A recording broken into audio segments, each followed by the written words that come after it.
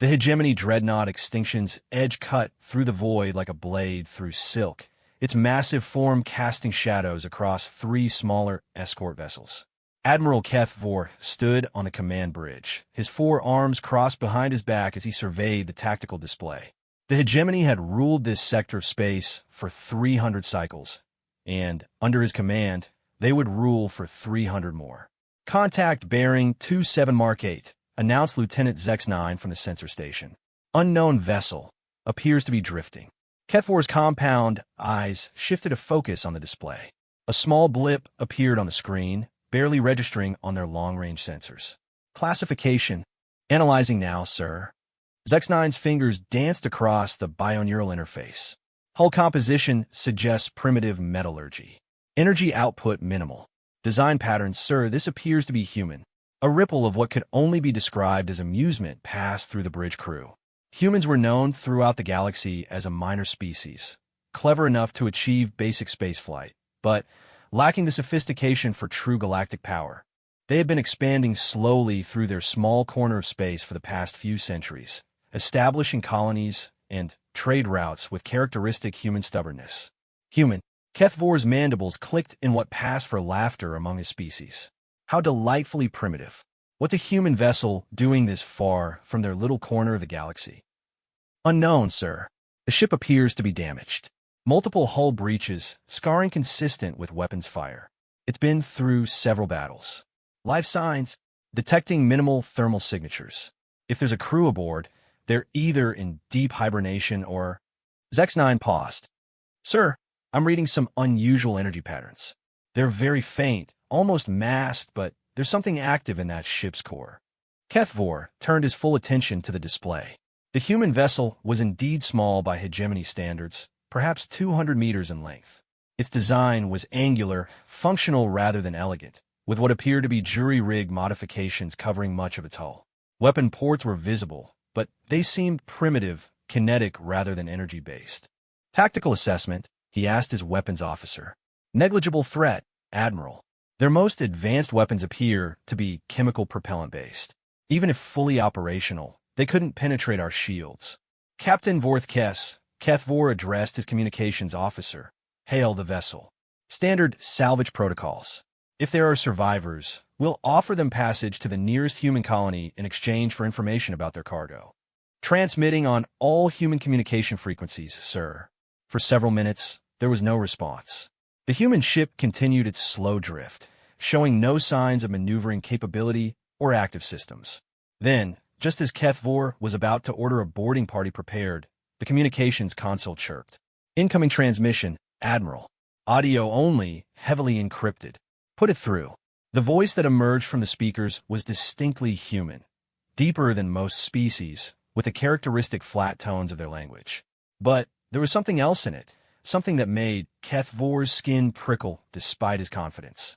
"Hegemony vessel. This is Captain Sarah Chun of the UES Perseverance. State your intentions." "Human vessel. This is Admiral Keth Vor of the Hegemony Dreadnought Extinction's Edge. Your ship appears to be in distress. We're prepared to offer assistance in exchange for information about your mission in this sector." There was a long pause before the human responded. "That's very kind of you, Admiral, but I'm afraid we'll have to decline." Keth Vor's mandibles clicked in irritation. "Captain Chun, your vessel is clearly damaged and non-operational. Our sensors indicate minimal life support. This is not a request. This is a humanitarian intervention." Another pause, longer this time.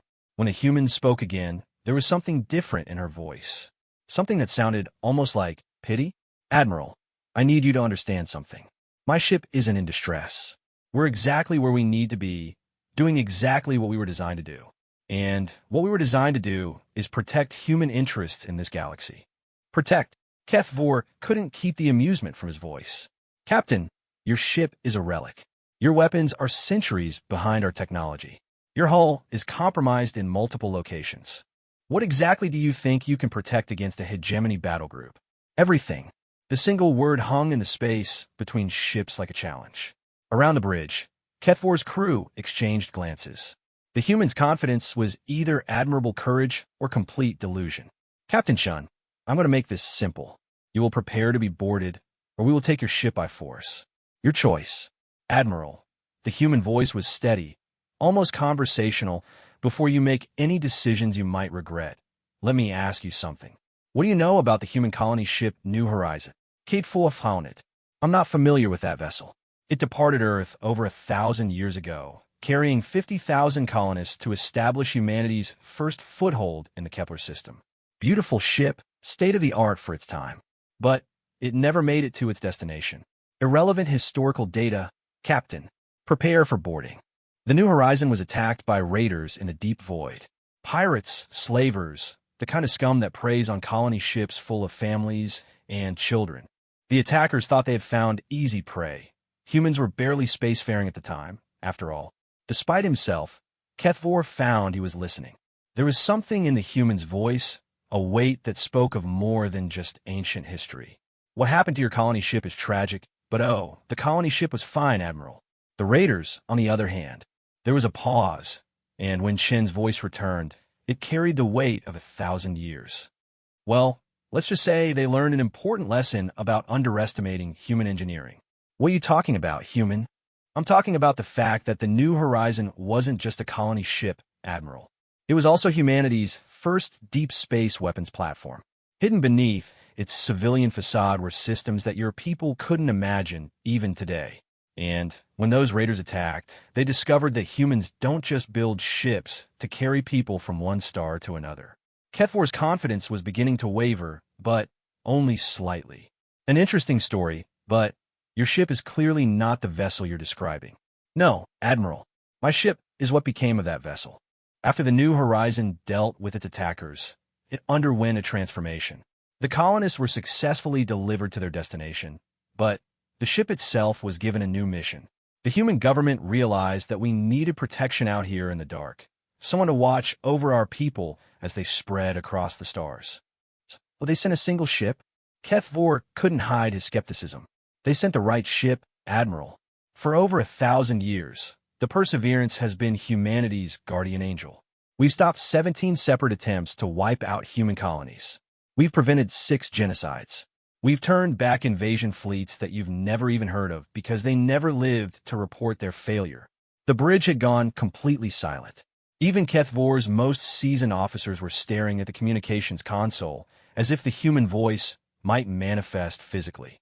One ship, Chen continued, crewed by volunteers who understood that they were signing up for a mission that would last not years, but centuries.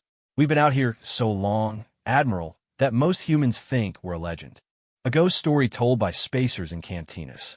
Impossible, Kethvor said, but his voice lacked its previous certainty. No ship could remain operational for 1,000 years. No crew could survive that long. You're thinking like most species, Admiral. You're thinking in terms of normal lifespans, normal technology, normal limitations. But humans, we've never been particularly interested in accepting limitations. Kethvor looked at his sensor officer. Zex-9, full spectrum analysis of that vessel. I want to know everything. The lieutenant's expression grew increasingly puzzled as data scrolled across his screens. Sir, this is unusual. The hull composition is showing traces of materials I don't recognize. The energy patterns are becoming more distinct. It's as if the ship is gradually powering up. Life signs. I'm detecting approximately 200 human biosignatures now, sir. They're all reading as active and healthy. 200. Kethvor felt a chill run down his carapace. A moment ago, you detected minimal signs. Yes, sir. It's as if they were masked somehow, and the masking is being gradually removed. Kethvor activated a private channel to his tactical officer. VNSEK, I want full weapon systems ready. If this human is attempting some kind of deception, Admiral, Chen's voice cut through the bridge speakers again, somehow managing to sound both amused and sympathetic. You're not listening. We're not your enemy. We're not even interested in you particularly. But you've made one critical error. And what's that, human? You've entered human space.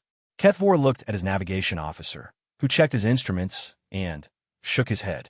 Negative, sir. This system is unclaimed territory, well outside known human expansion. Captain Shun, you are mistaken. This system contains a human research station on the 4th planet, Admiral. 17 scientists studying extremophile bacteria in the subsurface oceans. They've been there for 6 months. Chen's voice was matter-of-fact, as if she were discussing the weather. They're under our protection. Impossible.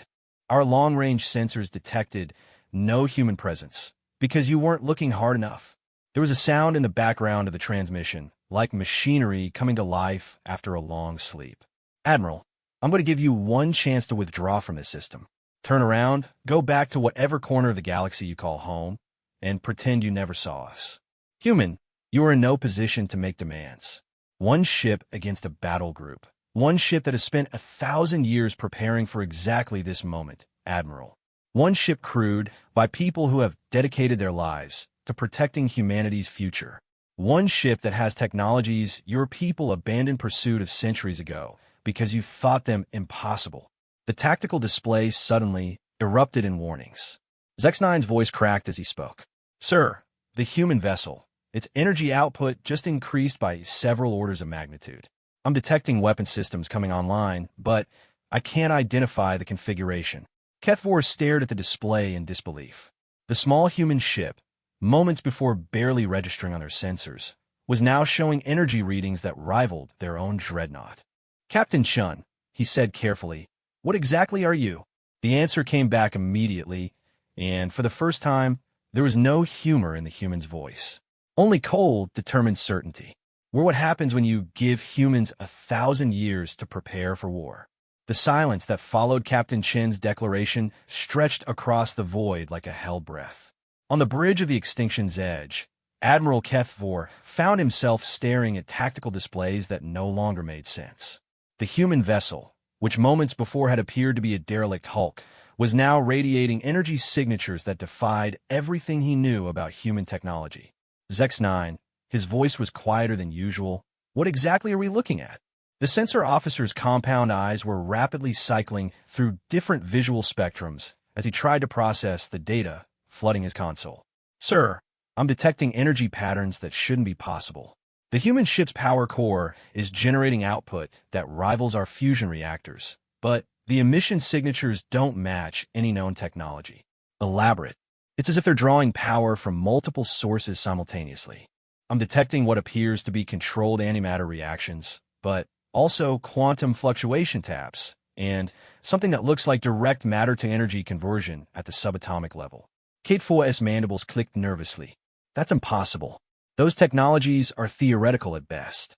Even our most advanced research stations can barely maintain stable antimatter for more than a few seconds.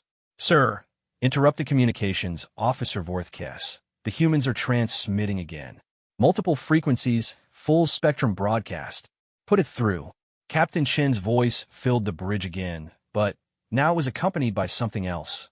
Other voices in the background, speaking in human languages that Kethvor's translation systems struggled to parse.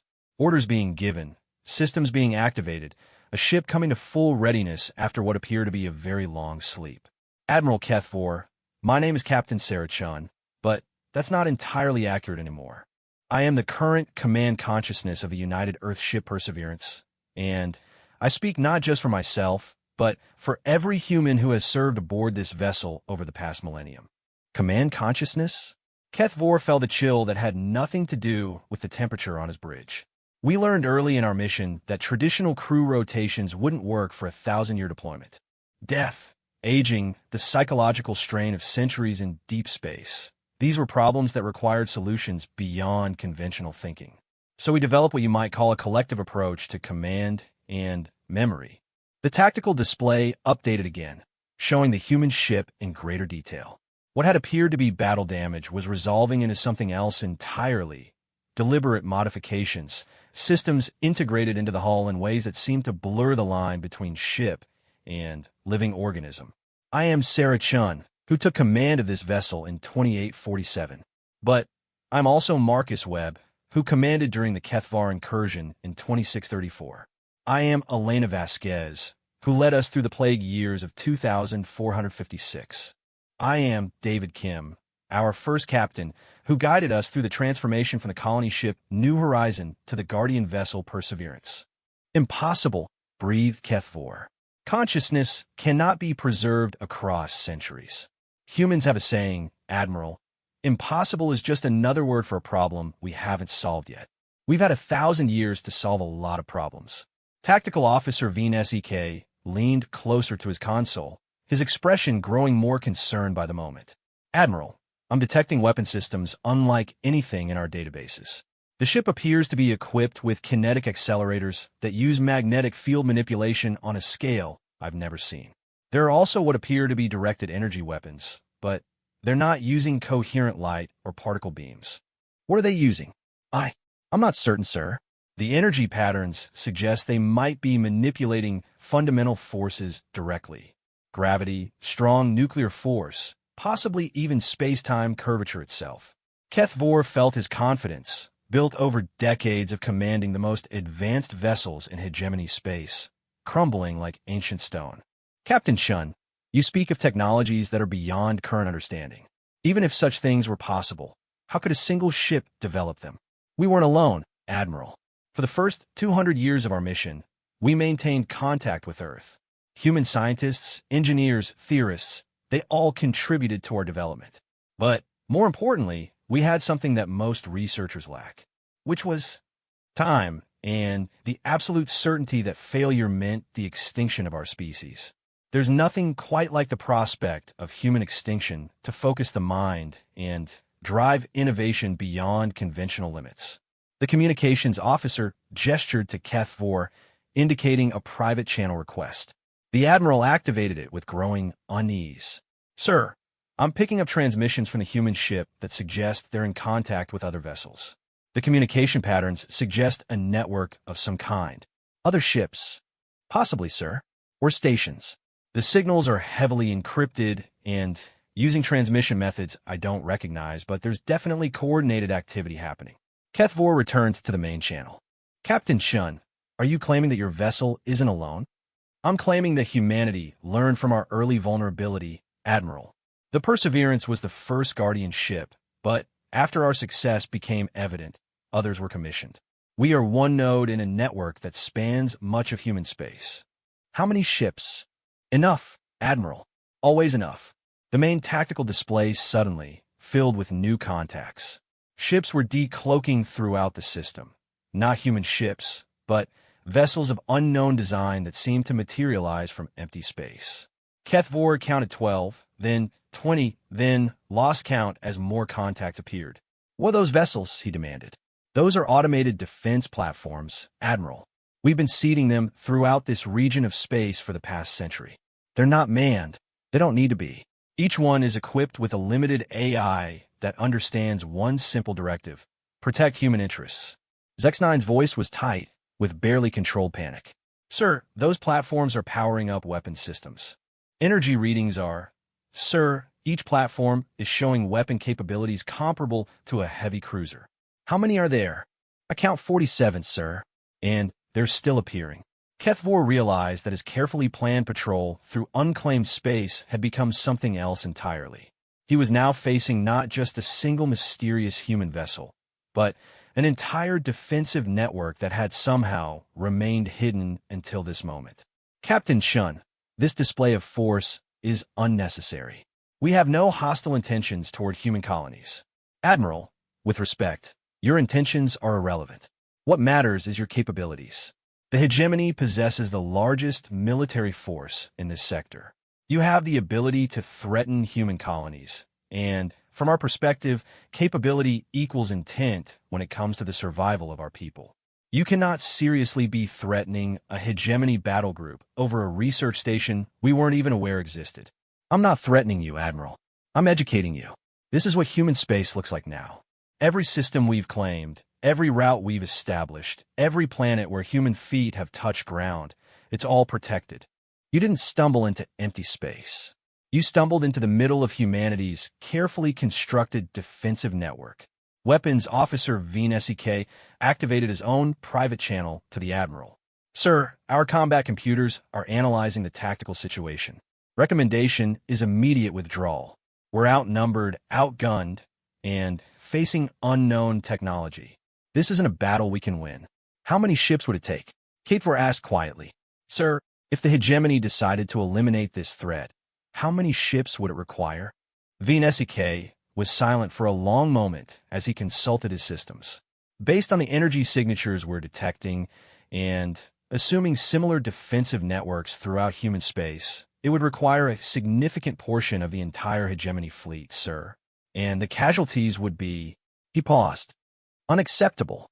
Captain Shun, Kethvor returned to the main channel. You've made your point. But surely you understand that the hegemony cannot simply ignore this revelation. The existence of advanced human military technology changes the balance of power in this sector. Admiral, I'm going to tell you something that might help put this in perspective. Over the past 1,000 years, the Perseverance has encountered hostile forces 43 times. Invasion fleets, raider armadas, pirate coalitions, even other species guardian vessels that strayed into human space. What happened to them? Do you know what all those encounters had in common, Admiral? Kethvor was beginning to suspect he didn't want to know, but he asked anyway. What? None of those hostile forces ever made it home to report what they found. The implications of that statement settled over the bridge like a dark fog. 43 separate encounters over a millennium, and no survivors to spread word of human capabilities. You're claiming that this single ship destroyed entire fleets? I'm claiming that humanity takes the protection of its people very seriously, Admiral, and that we've had a very long time to perfect our methods. Sir, Zex9's voice was barely above a whisper. I'm detecting additional human vessels approaching from multiple vectors. Long-range sensors are showing at least 6 ships, possibly more. More Guardian ships? Unknown, sir. They're using different stealth technologies, but the energy signatures suggest they're similar to the Perseverance. Kethvor closed his eyes for a moment, trying to process what had started as a routine patrol and had become first contact with what appeared to be a hidden human military force beyond anything the galaxy's intelligence networks had imagined. Captain Shun, what do you want from us? What we've always wanted, Admiral. To be left alone to develop in peace. The human colonies, the research stations, the merchant vessels, they're all under our protection. They always have been. You just didn't know it. And if we report this to Hegemony Command, that's your choice, Admiral. But I should point out that no one has ever successfully made such a report. Not because we prevent them, you understand, but because after they've seen what human guardian ships can do, most commanders realize that some secrets are better left buried. The Admiral looked around his bridge at officers whose confidence had been systematically dismantled over the past few minutes. The most advanced military force in the sector, reduced to the level of primitives encountering technology that might as well be magic. What happens now, Captain? Now, Admiral, you make a choice that will determine not just your fate, but the fate of your entire species.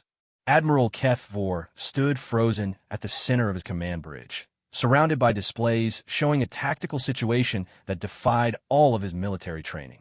The space around his battle group, which had appeared empty moments before, was now revealed to be a carefully orchestrated trap containing more firepower than he had faced in his entire career. Captain Shun, he said carefully, his voice betraying none of the uncertainty he felt. You mentioned a choice. What exactly are my options? Your first option, came the immediate reply, is to withdraw your forces from this system immediately and report to your superiors that this region of space is under human protection.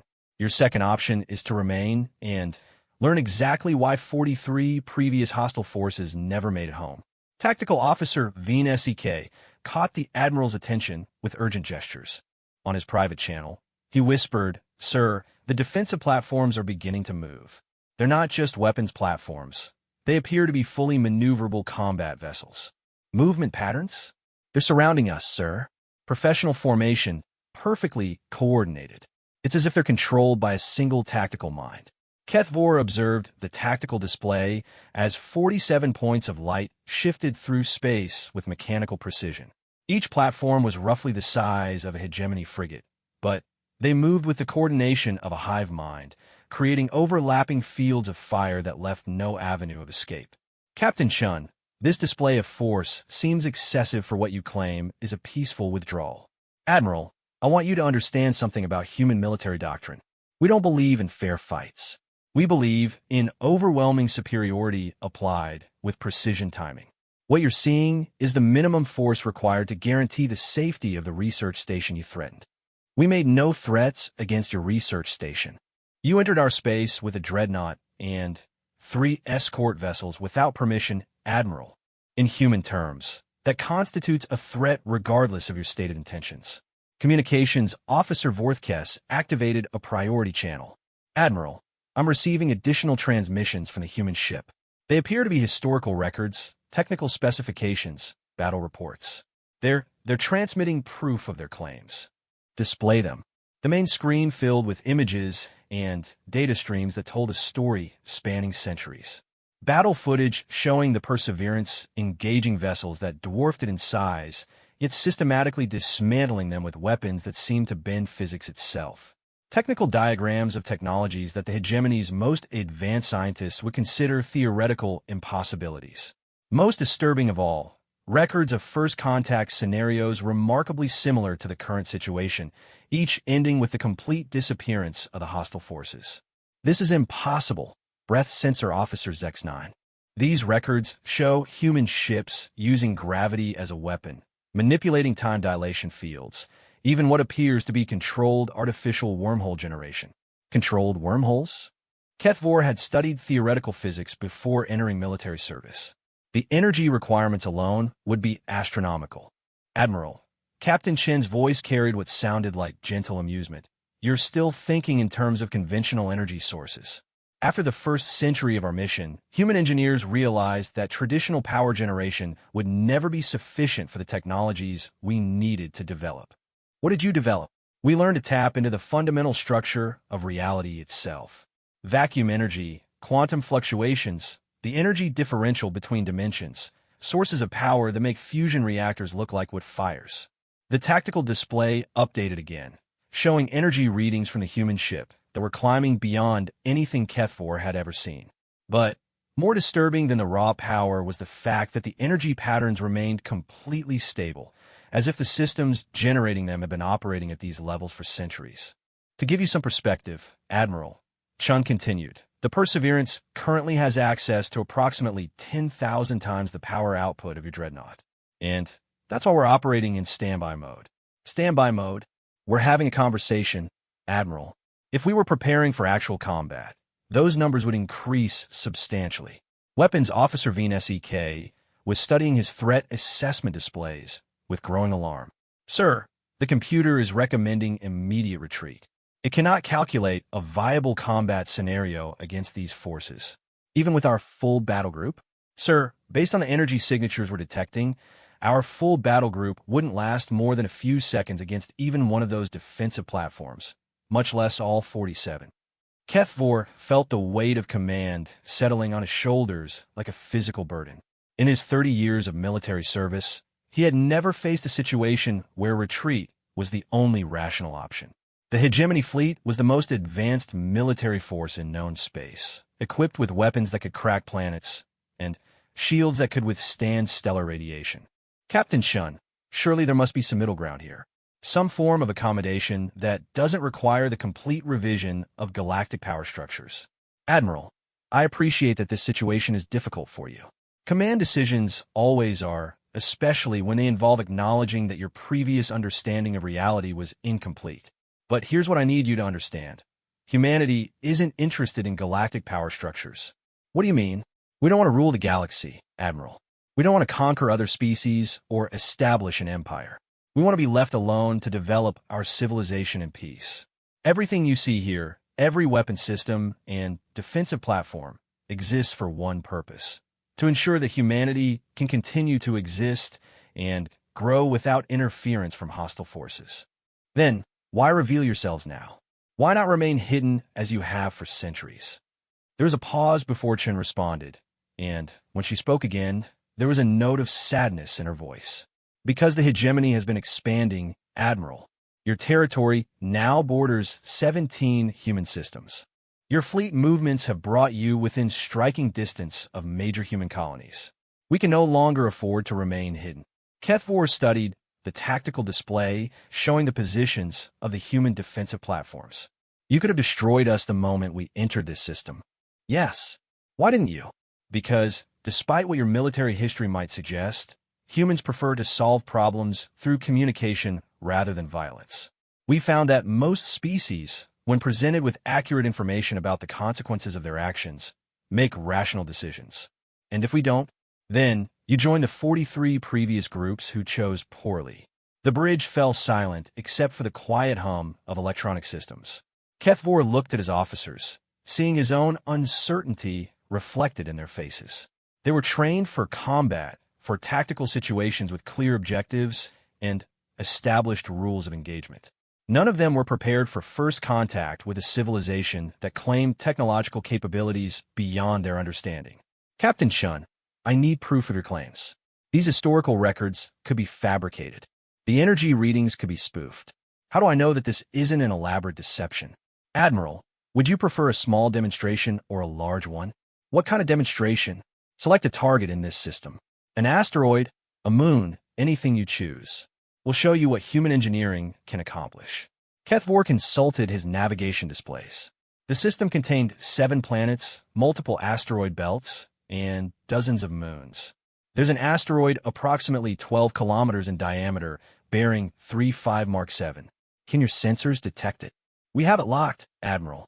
What exactly are you planning to do to it? We're going to remove it from existence. Before Kethvor could respond, the long-range sensors began registering an energy discharge from the Perseverance. Not a beam or projectile, but something that seemed to warp space itself around the human ship. The energy pattern propagated outward faster than light, a ripple in reality itself that reached the designated asteroid in seconds. The asteroid simply stopped existing. Not destroyed, not vaporized, not broken apart. One moment it was there, a solid 12-kilometer mass of rock and metal. The next moment, there was nothing but empty space where it had been. Ow! Zex9's voice was barely audible. We converted its mass directly to energy and dispersed that energy across several dimensions simultaneously, Chen explained calmly. The net effect is that the asteroid never existed in our local space-time. That's impossible, breathed Kethvor. The energy requirements to manipulate space-time on that scale are well within our capabilities, Admiral. Would you like us to demonstrate on a larger target? The silence on the bridge stretched for nearly a minute as the implications of what they had just witnessed settled over the crew. The hegemony's most powerful weapons could crack an asteroid that size, but it would take sustained bombardment and leave debris scattered across the system. The humans had simply erased it from reality. Admiral, Vorthkes spoke quietly. We're receiving a transmission from Hegemony Command. They're requesting a status report on our patrol. Kethvor realized that he was at a crossroads that would define not just his own fate, but potentially the fate of his entire civilization. The hegemony had built its power on military superiority, on the assumption that they possessed the most advanced technology in their region of space. That assumption had just been shattered so completely that he wasn't sure how to begin explaining it to his superiors. Captain Shun, if I return to hegemony space and report what I've seen here, what happens next? That depends on your leaders, Admiral. If they're wise, they'll establish diplomatic relations with humanity and respect our territorial boundaries. If they're not, she paused. Well, the galaxy is a very large place. There's room for both our civilizations to exist without conflict. And if the hegemony decides that human technology represents an unacceptable threat, then the hegemony will discover that humans have a saying, Admiral. The best defense is making sure your enemy never gets a chance to attack in the first place. Kethvor closed his eyes, feeling the weight of a decision that could reshape the balance of power in the galaxy. The weight of decision hung over Admiral Kethvor like a collapsing star. Around him, his bridge crew waited in silence, their confidence in hegemony, supremacy shattered by the casual display of power they had just witnessed. A 12-kilometer asteroid erased from existence as easily as wiping words from a datapad. Hegemony Command is requesting immediate status report, Admiral, Communications Officer Vorthkes announced quietly. They're asking for confirmation that our patrol route is secure.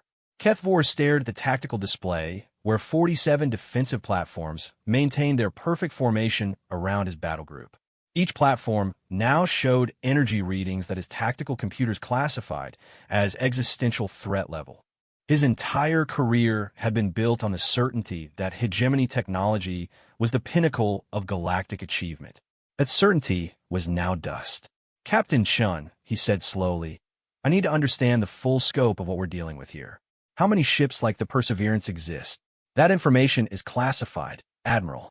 But I can tell you that every human colony, every trade route, every research station is protected. What you see here is representative of our minimum defensive capability. Minimum. The Perseverance is 1,000 years old, Admiral. Our newer Guardian ships are considerably more advanced." The implications of that statement struck the bridge crew like a physical blow. If this impossibly advanced vessel was their minimum capability, what were their maximum capabilities like?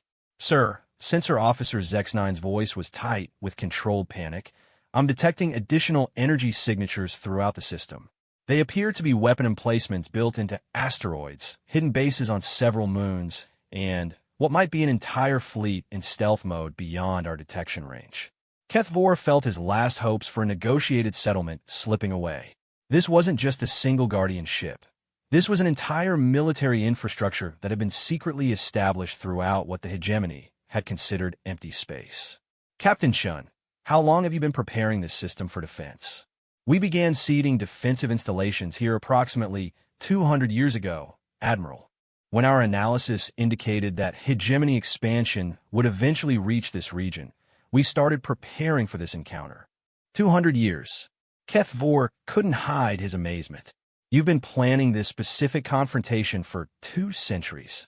Admiral, when you're responsible for protecting an entire species, you learn to think in terms of very long planning cycles.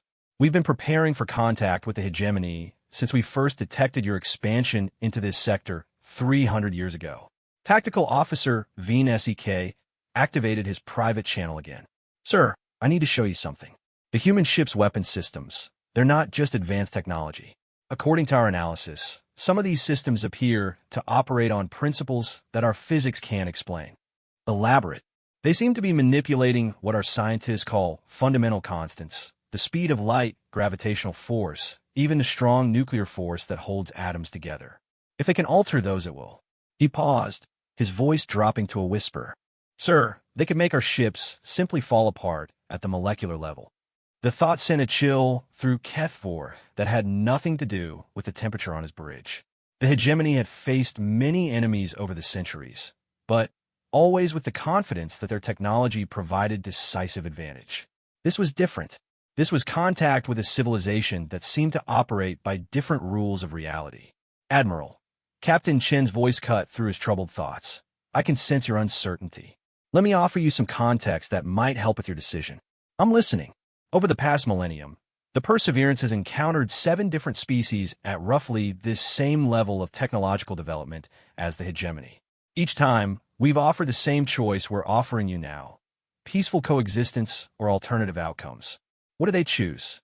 5 of those species chose wisdom, Admiral. They established diplomatic relations with humanity, respected our territorial boundaries, and continued to flourish. 2 chose differently. What happened to those 2?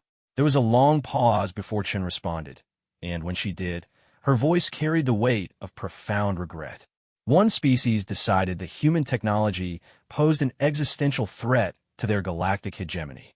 They assembled the largest invasion fleet in their history, over 3,000 ships, and attacked our nearest colony. The outcome?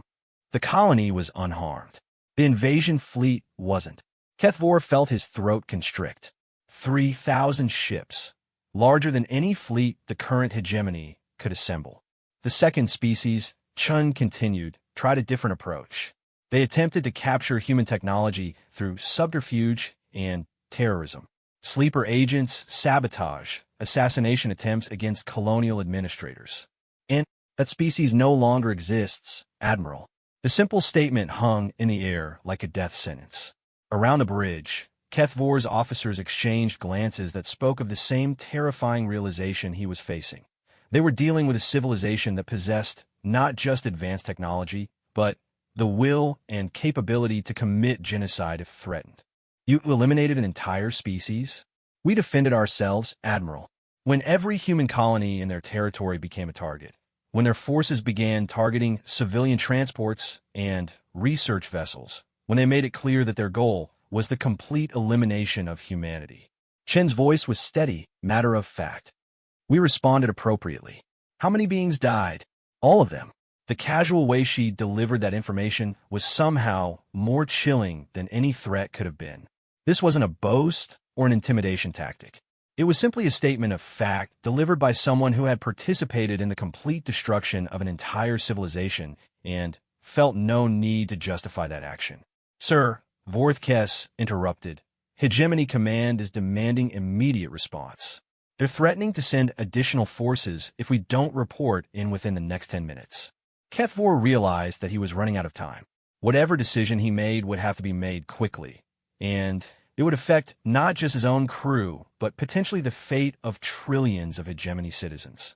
Captain Chun, if I return to Hegemony space and report that this region is under human protection, what guarantee do I have that you won't expand further into Hegemony territory? You have our word, Admiral, and our history. In 1,000 years of operations, the Perseverance has never initiated aggression against any species. We respond to threats, but we don't create them. Your word, the word of every human who has served aboard this vessel, Admiral. Every captain who has made decisions about life and death across the centuries. Every crew member who has dedicated their life to protecting humanity's future. We are not conquerors, but you are eliminators. When necessary, yes. When faced with species that cannot coexist with human survival, we have proven that human survival takes precedence. Kethvor closed his eyes and tried to think like a strategist rather than a military commander. The Hegemony possessed thousands of ships, millions of personnel, colonies across hundreds of systems. But if the humans could eliminate an entire species, if their technology was as advanced as they claimed, if their defensive network was as extensive as it appeared, what would diplomatic relations look like, Captain? Trade agreements, territorial boundaries, mutual non-interference pacts. The same arrangements we have with the other 5 species who chose coexistence. We're not interested in Hegemony internal affairs, and we ask that the Hegemony show the same courtesy toward human space. And if there are incidents, border disputes, civilian encounters, those would be handled through diplomatic channels, just like any other interspecies relationship. We're not unreasonable, Admiral. We simply require that our survival and development be respected. Weapons Officer Veen SEK caught his attention with urgent signals. Sir, I'm detecting a massive energy buildup from the human ship. It's unlike anything I've seen. It's as if they're preparing to tear open space itself. Captain Chun, are you preparing to attack? No, Admiral. We're preparing to demonstrate our rapid response capability. In approximately 30 seconds, 6 additional Guardian ships will arrive in this system through artificially generated wormholes.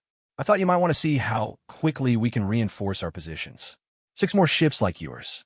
Actually, Admiral, these are newer vessels, significantly more advanced than the Perseverance.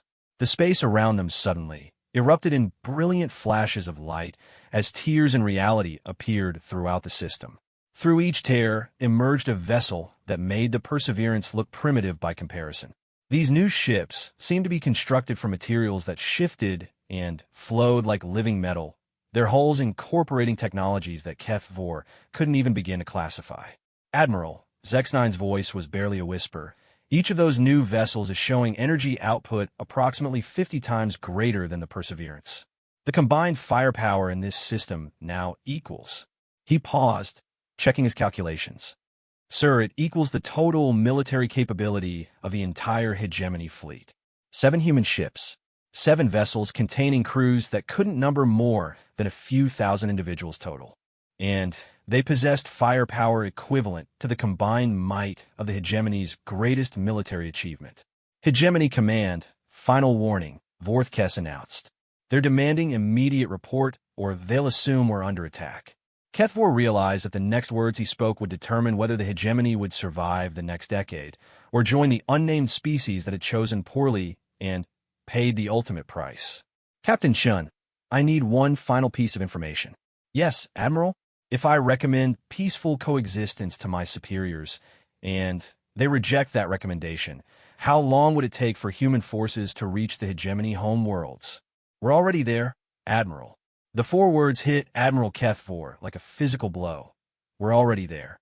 The implications crashed through his consciousness with the force of a collapsing star. If human forces were already positioned at the hegemony homeworlds, then this entire encounter wasn't first contact. It was the final negotiation before what could be the end of his civilization. What do you mean already there? His voice remained steady through decades of command training, but his hands trembled slightly as they gripped the tactical display console. Admiral, Captain Chen's voice carried the weight of absolute certainty. Did you really think we would allow a potential threat to develop for 3 centuries without taking appropriate precautions? Human guardian ships have been positioned within striking distance of every major hegemony world for the past 50 years. Impossible. Our sensor networks would have detected. Your sensor networks detect what we allow them to detect, Admiral. Stealth technology was one of the first areas where human engineers achieved breakthrough success. When you're protecting a species that's outnumbered 1,000 to 1, invisibility becomes a matter of survival. Sensor Officer X9 was frantically scanning his displays, cross-referencing data from the past several months of patrol reports. Sir, I'm analyzing our sensor logs from the home system. There are anomalies. Energy signatures that we classified as cosmic radiation, gravitational fluctuations that we attributed to natural phenomena. How many ships? Kethvor's question was barely audible. Enough, Chen replied simply. Always enough. The communications console chimed with increasing urgency. Admiral, Vorthkes announced, Hegemony Command is now ordering our immediate return to base. They're dispatching the 3rd Fleet to this location to investigate our silence. Kethvor felt the walls of possibility closing around him. The 3rd Fleet consisted of 200 ships, including some of the most advanced vessels in hegemony space. Under normal circumstances, it represented overwhelming firepower.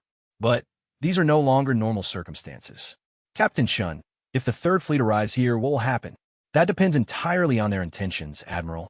If they come in peace, seeking diplomatic contact, they'll be welcomed and given the same choice you're facing now.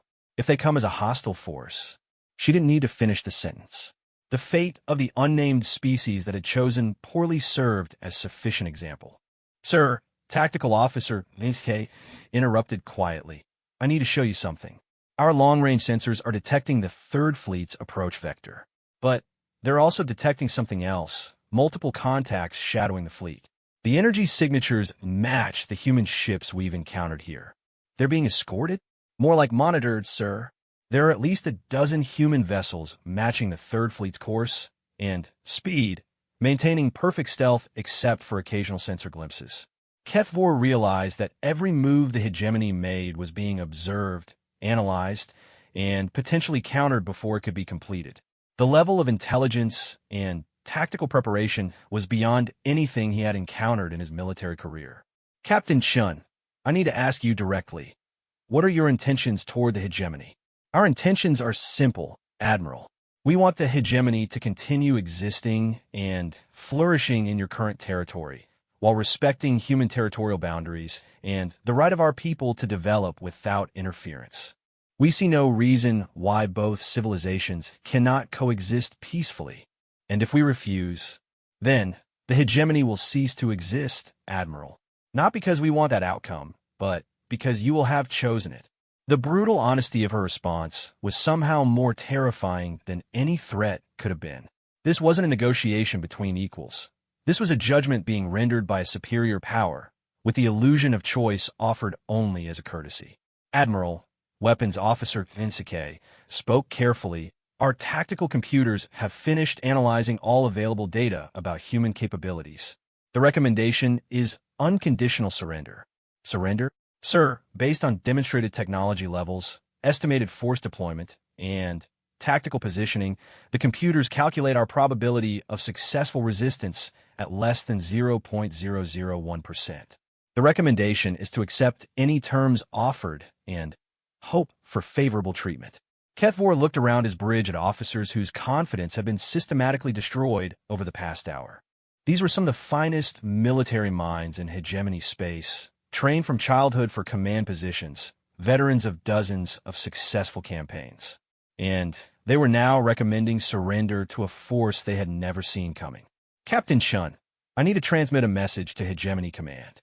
Will you permit that? Of course, Admiral. But understand that we'll be monitoring the transmission, and any attempt to coordinate hostile action will be discouraged. Kethvor activated his personal command channel to Hegemony Supreme Command. Within moments, the angular face of Supreme Admiral Thek-Kors appeared on his screen. The Supreme Admiral's expression was one of barely controlled fury. Admiral Kethvor, your failure to report has created a crisis situation. The Third Fleet is en route to your location with orders to determine why you've broken communication protocol. Supreme Admiral, I'm transmitting my patrol logs and sensor data now. Review them immediately and recall the Third Fleet. Recall? Admiral, you will explain your current situation immediately.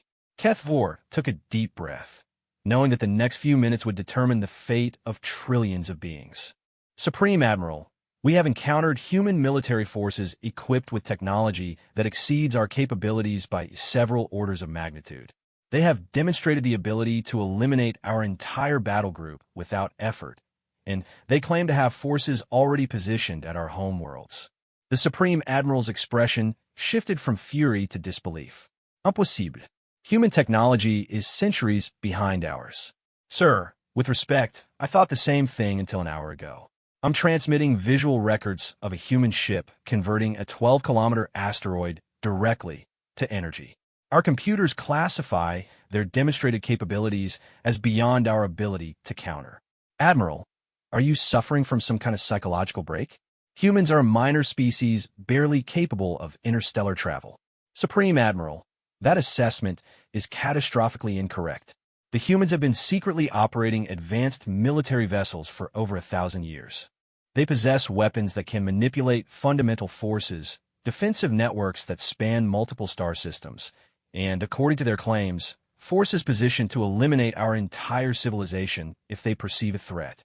The Supreme Admiral was silent for nearly a minute, reviewing the sensor data and visual records that Kethvor had transmitted. When he spoke again, his voice had lost its authoritative certainty. These readings, they can't be accurate. Sir, they've been verified by every sensor on every ship in my battle group. The humans are offering peaceful coexistence in exchange for recognition of their territorial boundaries and non-interference with their development. And the alternative? Kethvor glanced at the tactical display, showing the 7 human ships that could collectively destroy everything the hegemony had built over centuries. The alternative is that the hegemony ceases to exist, Supreme Admiral. Another long pause. Were there specific demands? Formal diplomatic relations, territorial boundary agreements, and mutual non-interference pacts. They appear to have no interest in conquering hegemony space or interfering with our internal affairs. Admiral, I need time to consult with the High Council. Can you maintain your current position? Yes, sir, but I strongly recommend recalling the Third Fleet immediately. The humans have made it clear that hostile action will be met with overwhelming response. Understood. Third Fleet recall orders are being transmitted now. The connection ended, leaving Kethvor alone with the weight of having potentially saved his civilization through the simple act of acknowledging superior force. Around him, his bridge crew began the slow process of accepting that everything they had believed about galactic power structures had been wrong. Captain Shun, he said aloud, my superiors are considering your offer. How long will you wait for a response? As long as necessary, Admiral. We've been patient for 1,000 years. We can be patient for a few more days. And if they refuse, then you'll be the last hegemony ship to leave this system alive, Admiral. But I don't think it will come to that. Your people are survivors. That's how you built an empire spanning hundreds of systems. Survivors know when to fight and when to adapt.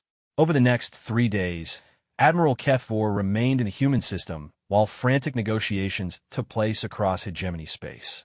The High Council reviewed the evidence, consulted with their best scientists and military strategists, and reached the same conclusion that Kethvor's tactical computers had reached.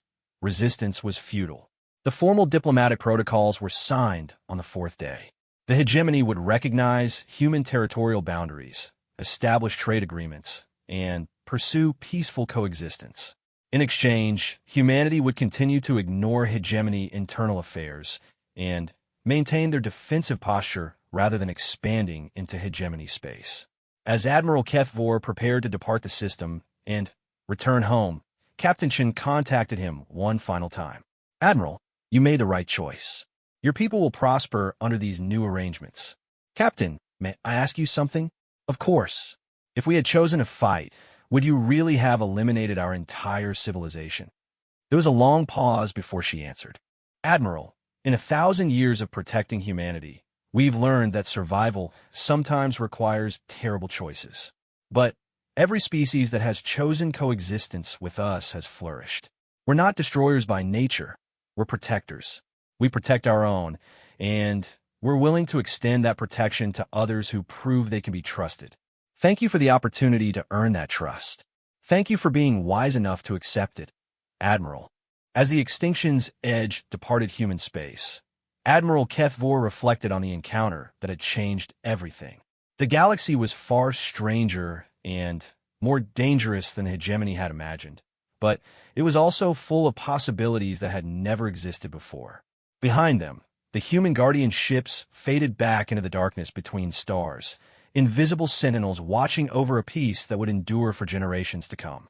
And in the depths of space, the Perseverance continued its ancient mission, carrying the memories of 1,000 years and the hopes of a species that had learned to reach for the stars without forgetting to defend what they had built among them. The age of human secrecy was over. The age of human diplomacy had begun.